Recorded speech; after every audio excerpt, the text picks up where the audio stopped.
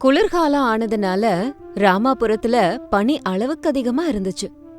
அது பிரசாத் வீடு. அந்த வீட்ல வறுமை தலைவிரிச்சு ஆடினாலும் அவங்க எல்லாருக்கும் மத்தியில அன்புங்கிறதுல மட்டும் குறையே இல்லாம இருந்தது. 3 மருமகள்களும் 3 மகன்களோட சேர்ந்து பிரசாத், சாரதா எல்லாரும் ஒரே வீட்ல இருந்தாங்க.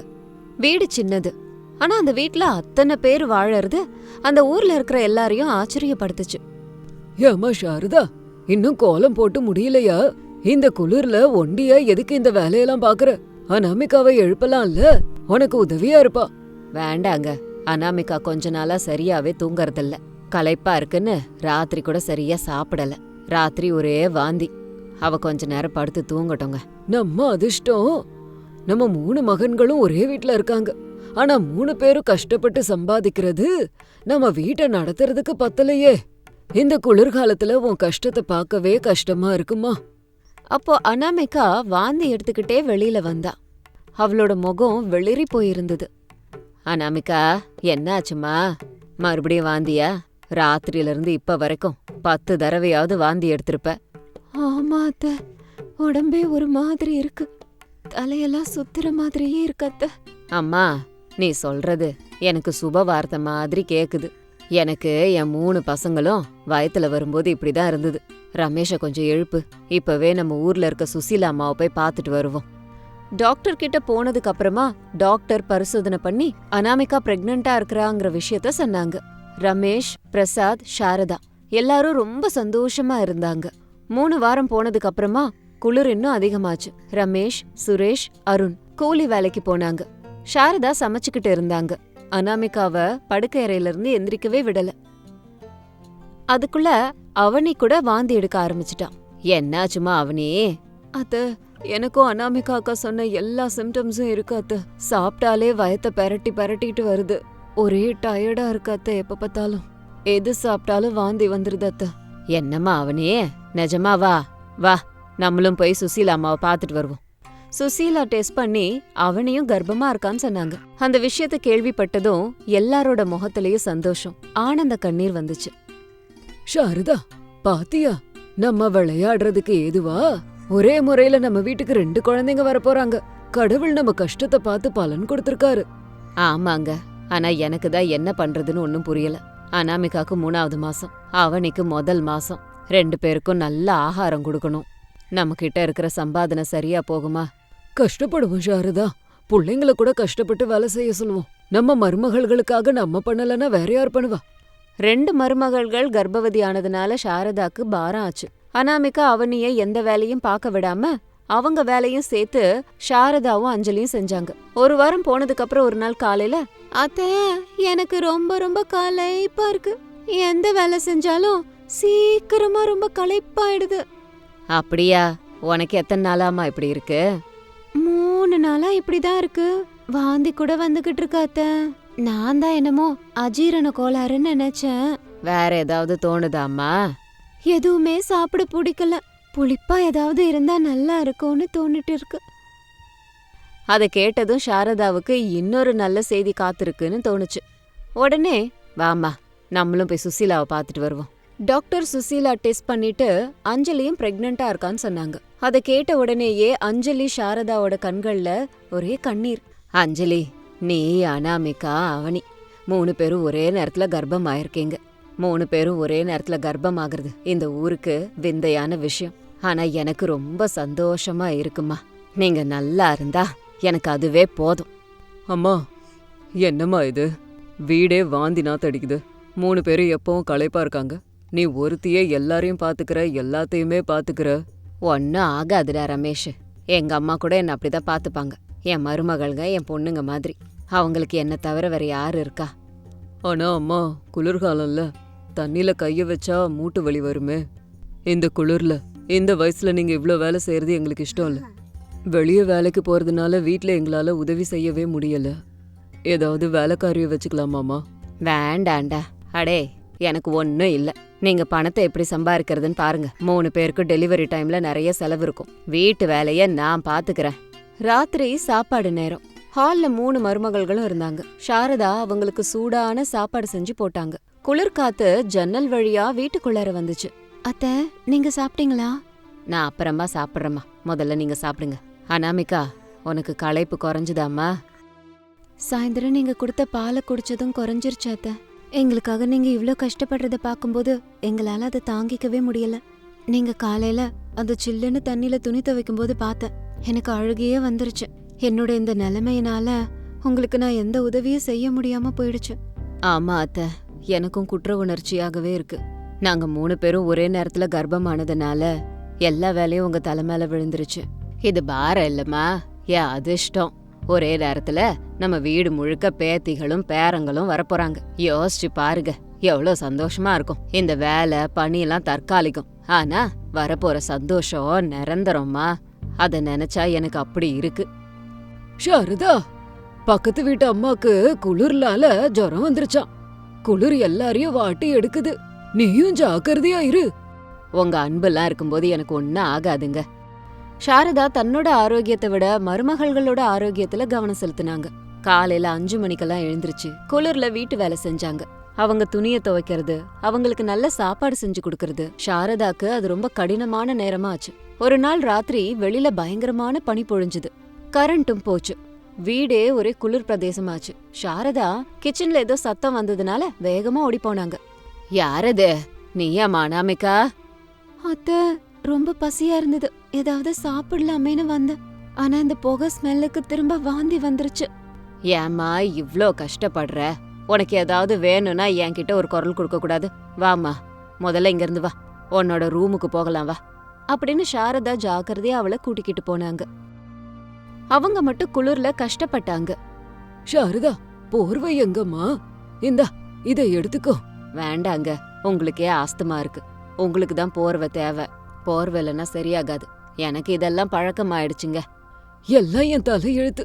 என் பொண்டாட்டிக்கு ஒரு போர்வை கூட வாங்கி கொடுக்க முடியாம இருக்கு. அப்படி இருக்கும்போது இந்த வயசுல நான் உயிரோட இருந்து என்ன பயன்? அப்படிலாம் சொல்லாதீங்க. நம்ம கிட்ட பணம் இல்லாம இருக்கலாம், ஆனா நம்ம வீட்ல எவ்வளவு ஆனந்தம் இருக்கு தெரியுமா?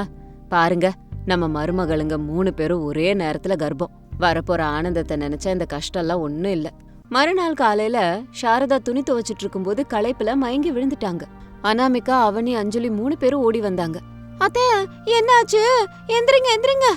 அத்தை, ஏதாவது பேசுங்க. சுரேஷ், ரமேஷ், அருண், அத்தை மயங்கி விழுந்துட்டாங்க, வாங்க. பசங்க வேகமா ஓடி வந்து சாரதாவை உள்ள கூட்டிட்டு போனாங்க. டாக்டரை கூப்பிட்டாங்க. ஒண்ணும் இல்லம்மா, ரொம்ப களைப்பா இருந்திருக்காங்க.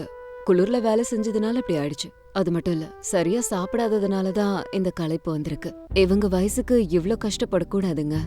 பாத்தியாம்மா, சமயத்துக்கு சாப்பிடுன்னு உன்கிட்ட எத்தனை தடவை சொல்லிருக்கேன், நீ கேட்டியா? இப்ப பாரு எப்படி ஆயிடுச்சு. அடே, எனக்கு எதுவும் ஆகல. மருமகள்களே, எதுவும் பயப்படாதீங்க. இப்பவே போய் சாப்பாடு செஞ்சு தரேன். வீட்டுக்கு போனா என்னால செய்ய முடியும். வேண்டாம் அத்தை, இனி நீங்க ஒரு வேலை செய்யக்கூடாது. நாங்க எல்லாரும் 3 மாசத்தை தாண்டிட்டோம். இனிமே நாங்க எல்லாமே செய்யலாம். எங்களை உட்கார வச்சு நீங்க வேலை செய்ய வேண்டாம். ஆமா அத்தை, எங்களுக்காக நீங்க உயிரை பணைய வச்சு இவ்ளோ கஷ்டப்படுறீங்க. நாங்க உங்களுக்காக கொஞ்சம் கஷ்டப்பட மாட்டோமா?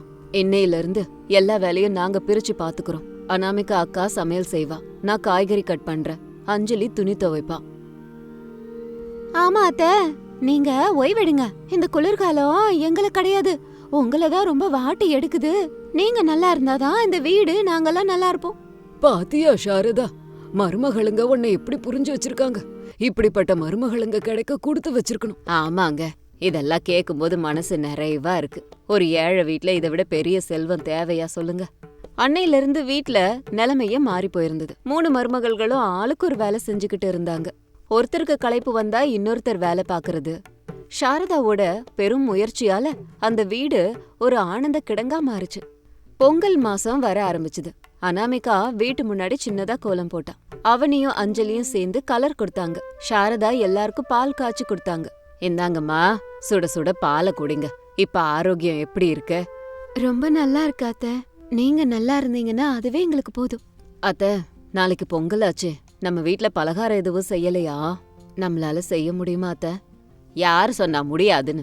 என் 3 பிள்ளைங்களும் ராத்திரி பகலா கஷ்டப்பட்டு என்கிட்ட பணம் கொடுத்து வச்சிருக்காங்க. அப்போ ரமேஷ் பணத்தோட உள்ள வந்தான். அப்பா, இந்தாங்க, அரிசி பருப்பெல்லாம் இருக்கு. என் முதலாளி நம்ம நிலைமைய பார்த்து, நம்ம படுற கஷ்டத்தை பார்த்து இனாமா இவ்வளவும் கொடுத்துருக்காரு. இந்த பொங்கல் நம்ம வீட்ல கனமா நடக்க போகுது. ஆமா அண்ணா, நம்ம வீட்டு பெண்கள் எல்லாம் நமக்கு மிகப்பெரிய பரிசு கொடுக்க போறாங்களே. இந்த பண்டிகை நமக்கு ரெட்டிப்பு சந்தோஷம். ஆமாண்டா கண்ணா, இந்த குளிர்காலம் நமக்கு கஷ்டத்தை கொடுத்தாலும் மனசுக்கு ஆனந்தத்தை கொடுக்க போகுது. மாமியார் மருமகளுங்க எப்படி இருக்கணும்னு நம்மள பார்த்து இந்த ஊரு கத்துக்கிட்டோம்டா. அந்த குளிர்காலம் முழுக்க இவங்க எல்லாரும் பட்ட கஷ்டம் அவங்களுக்கு பெரிய வெகுமதியை கொடுத்தது. அவங்களோட கஷ்டத்துக்கு பின்னாடி அவங்களோட பந்தம் இன்னும் அதிகமாச்சு. கொஞ்ச மாசம் போனதுக்கு அப்புறமா அந்த வீட்ல 3 பச்சை குழந்தைங்க சத்தம் கேட்க ஆரம்பிச்சுது. அந்த சத்தத்துல சாரதா பட்ட கஷ்டத்தை எல்லாம் மறந்து ஆனந்தமா கொண்டாடினாங்க. என்னங்க பாத்தீங்களா, 3 லக்ஷ்மி தேவி வீட்டுக்கு வந்திருக்கு. இதுக்கெல்லாம் நீதாம்மா காரணம். உன் கஷ்டத்தாலதான் நம்ம வீட்டுக்கு மகாலட்சுமிகள் வந்திருக்காங்க. இது இன்னைக்கு ஸ்டோரி. இன்னொரு ஸ்டோரியோட உங்களை மறுபடியும் மீட் பண்றேன். பாய் பாய்.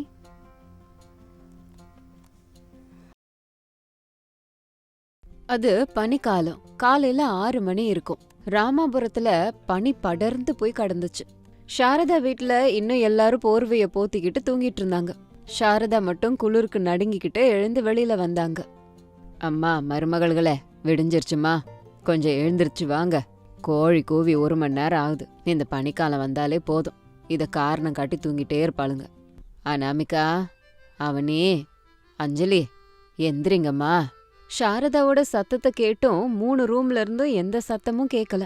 3 மருமகள்களும் போர்வைய தலைக்கு மேல போத்திக்கிட்டு இந்த குளிருக்கு வெளியில போறதுக்கு எல்லாரும் பயந்தாங்க. சாரதாக்கு கோவம் வந்து நேரா பெரிய மருமக அனாமிகா கதவை போய் தட்டினாங்க. அனாமிகா, நீ கேக்கலையாம்மா? அவங்க 2 பேரும் எந்திரிக்க மாட்டாங்க. நீயாவது எழுந்திருச்சு வெளியில போய் வாச தெளிச்சு கோலம் போடு. வாசல பெருக்கலன்னா எப்படி? ரூம்ல இருந்து அனாமிகா ரொம்ப டயர்டா நடுங்கிக்கிட்டு இருக்க குரலோட, அத்தை ஒரு 10 நிமிஷம் அத்தை, வெளியில காலை வச்சாலே உடம்பெல்லாம் நடுங்குது, தண்ணியில கைய வச்சா ஷாக் அடிக்கிற மாதிரி இருக்கு, ப்ளீஸ் அத்தை. வேற என்னம்மா பண்றது, பொம்பளைங்க கஷ்டப்பட்டு தான் ஆகணும். நீ எந்திரிக்கலன்னா அடுப்பெரியாது. உன் மாமனாருக்கு காஃபி வேணும். அவர் எந்திரிச்சா ஊரே கேக்குற மாதிரி கத்துவாரு. எந்திரிமா சீக்கிரமா. அனாமிகா கஷ்டப்பட்டு எழுந்திருச்சு ஸ்வெட்லர் மப்ளர் போட்டுட்டு வெளியில வந்தா. அவ வந்ததுக்கு அப்புறமா அவனையும் அஞ்சலியும் கூட வெளியில வந்தாங்க. ஐயா, என்ன அத்தை இதெல்லாம்? கல்யாணத்துக்கு முன்னாடி எங்க அம்மா பனிக்காலத்துல 9 மணி வரைக்கும் என்னை எழுப்பவே மாட்டாங்க. இங்க என்னடானா 6 மணிக்கே டியூட்டி ஆரம்பிக்குது. என் பியூட்டி எல்லாம் இந்த பனியில பாழா போகுது. ஆமா அத்தை, ஏற்கனவே என் ஸ்கின் ட்ரை ஸ்கின். இதுல இந்த பனி வேற பட்டுச்சுன்னா சுத்தமா வறண்டு போயிடும். இப்ப நான் வெளியில போய் சாணிய தொட்டு வாச தெளிச்சா அவ்வளவுதான். நம்ம ஆன்லைன்ல ஸ்டிக்கர் கோலம் ஆர்டர் பண்ணிக்கலாம் அத்தை. ஆர்டர் பண்ணவா? வாய மூடுங்க. ஸ்டிக்கர் கோலமா ஸ்டிக்கர் கோலம்? லக்ஷ்மி தேவி நடந்து உள்ள வரணும்னா சாணில வாச தெளிச்சு மா கோலம் போடணும். அவனி, நீ மூடிக்கிட்டு இரு. அஞ்சலி, நீ போய் மாட்டு சாணியை எடுத்துக்கிட்டு வா. அனாமிகா, நீ போய் தண்ணி தெளி. சாணியா? இந்த பனிலையா? கதகதப்பா இருந்தாலும் நாத்தடிக்குமே. வேலை செய்யும்போது வாசனை பார்க்க கூடாது. கிளம்புங்க கிளம்புங்க. மாமியாரோட பேச்சு தாங்க முடியாம 3 மருமகள்களும் வெளியே வந்தாங்க. வெளியில பனி புகையா இருந்துச்சு. அனாமிகா கிணத்துல இருந்து தண்ணியை எடுத்து, ஐயோ இது தண்ணி இல்ல, ஐஸ் தண்ணி. இந்த தண்ணியில மட்டும் கைய விட்டோம்னா விரல் போயிடுங்க. அக்கா, என்னால முடியாது. நான் தண்ணி தெளிக்க மாட்டேன். நீயே தெளிக்கிறியா ப்ளீஸ்? நான் உள்ள போய் ஹீட்டர் ஆன் பண்றேன். இல்ல அவனே, அத்தை பார்த்தா சும்மா விட மாட்டாங்க. அஞ்சலி, நீ போய் அந்த கோலமாவு டப்பா எடுத்துட்டு வா. என் கையெல்லாம் உதறுது. கோலப்பொடி எடுக்கும்போது கீழே போட்டு உடைச்சிட்டேன்னா. 3 மருமகள்களும் கஷ்டப்பட்டு வாசலை பெருக்கி தண்ணிய தெளிச்சு கோலத்தையும் போட்டாங்க. வீட்டு ஹால்ல பிரசாத் உட்கார்ந்துகிட்டு கோபமா இருந்தாரு. ஏண்டி சாரதா, என்ன காஃபி இன்னும் வரல? தொண்டை காஞ்சு போகுது. சுட சுட இஞ்சிய போட்டு காஃபி எடுத்துட்டு வா. மருமகள்ங்க வந்துட்டு இருக்காங்கங்க. வாசல் வேலை முடிஞ்சது. 3 மருமகள்களும் வீட்டுக்குள்ள வந்தாங்க. நேரா ஹீட்டருக்கு போனாங்க. என்னம்மா இப்படி நடுங்கிக்கிட்டு இருக்கீங்க? ஏதோ இமயமலைக்கு போயிட்டு வந்த மாதிரி. மாமா, கொஞ்சம் வெளியில போயிட்டு வந்து பாருங்க. உடம்பு நடுங்கலனா என்ன கேளுங்க. எங்க காலத்துல இதை விட அதிகமான பனி இருந்தது. அதுலயே காலையில எழுந்திருச்சு போய் விறக வெட்டி பச்சை தண்ணியில குளிப்போம். சரி, ஹீட்டர் ஆன் பண்ணிட்டீங்களா? ஐயோ, மறந்துட்டேன் மாமா, இருங்க போய் ஆன் பண்றேன் அப்படின்னு அவனி வேகமா போய் ஸ்விட்ச போட்டா. ஆனா கீசர் ஆன் ஆகல, லைட் எரியவும் இல்ல. அட, என்னது இது, லைட் எரியல? என்ன ஆச்சு அவனி? கரண்ட் இருக்குக்கா, ஆனா கீசர் ஆன் ஆகல. என்ன ஆச்சு? எனக்கு ஆபீஸ்க்கு டைம் ஆகுது. வெந்நீர் ரெடியா இருக்கா? வெந்நீர்ல குளிச்சா எனக்கு ஜுரம் வந்துரும். எனக்கு கூட அண்ணா. இன்னைக்கு ஆஃபீஸ்ல மீட்டிங் இருக்கு, சீக்கிரம் போகணும். அவனி, தண்ணி ரெடியா? என்னவோங்க, கீசர் வேலை செய்ய மாட்டேங்குது, சுடு தண்ணி வரல. என்னது? ஐயோ கடவுளே, இந்த குளிர்காலத்துல தான் இப்படி நடக்கணுமா? இப்ப மெக்கானிக் எங்க கிடைப்பான்? மெக்கானிக் இல்ல, பிளம்பரு, எலக்ட்ரீஷியன்.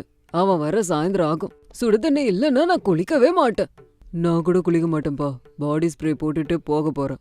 சீ அருண், குளிக்காம போனீங்கன்னா ஆபீஸ்ல கண்டுபிடிச்சிருவாங்க.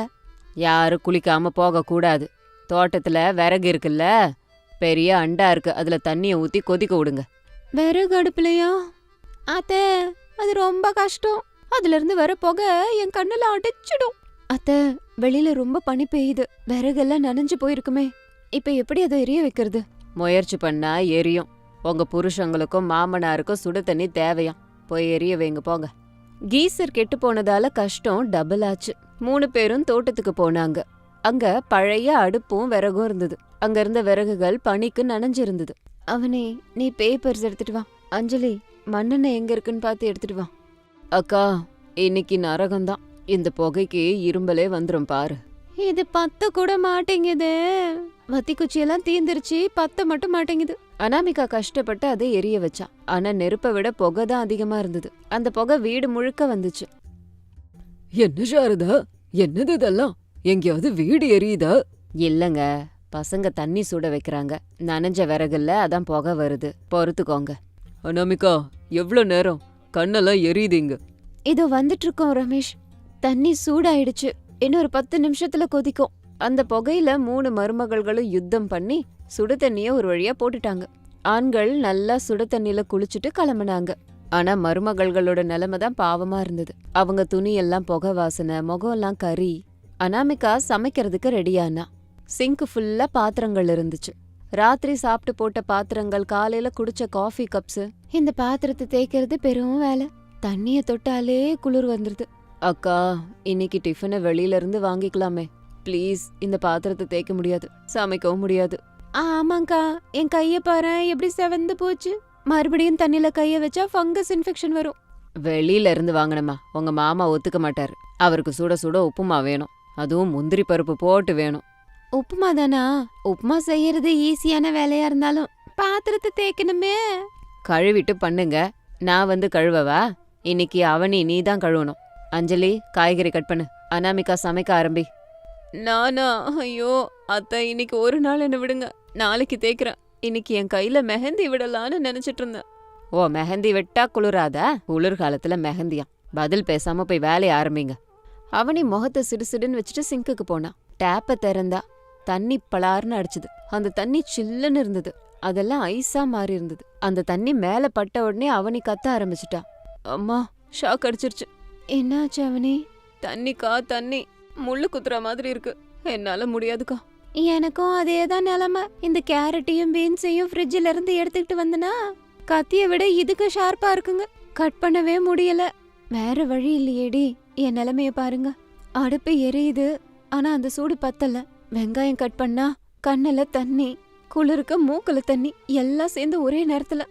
அதுக்குள்ள ரமேஷ், சுரேஷ், அருண் டைனிங் டேபிளுக்கு வந்து உட்கார்ந்தாங்க. அனாமிகா, பசிக்குது. எவ்ளோ நேரம்? சட்னி கெட்டியா செய்யுங்க. அண்ணி, எனக்கு உப்புமா வேண்டாம், தோசை தான் வேணும். நான் என்னைக்கு உப்புமா சாப்பிட்ருக்கேன்? அண்ணி, எனக்கு இட்லி தான் வேணும், இட்லி செய்யுங்க. சட்னி வேண்டாம், எனக்கு சாம்பார் தான் வேணும், சூடா வேணும் அண்ணி.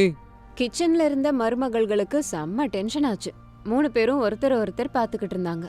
அஞ்சலி கோபமா கரண்டிய கீழே போட்டுட்டு, பாத்தியாக்கா, இங்க நம்ம செத்து பொழைச்சு வேலை செஞ்சுக்கிட்டு இருக்கோம். ஒருத்தனுக்கு தோசையா, ஒருத்தனுக்கு இட்லியா, ஒருத்தனுக்கு சட்னி, அதுவும் கெட்டியா வேணுமாமா. ஹோட்டலா இது ஆர்டர் போடுறாங்க, அதுவும் சுட சுட வேணுமாமா.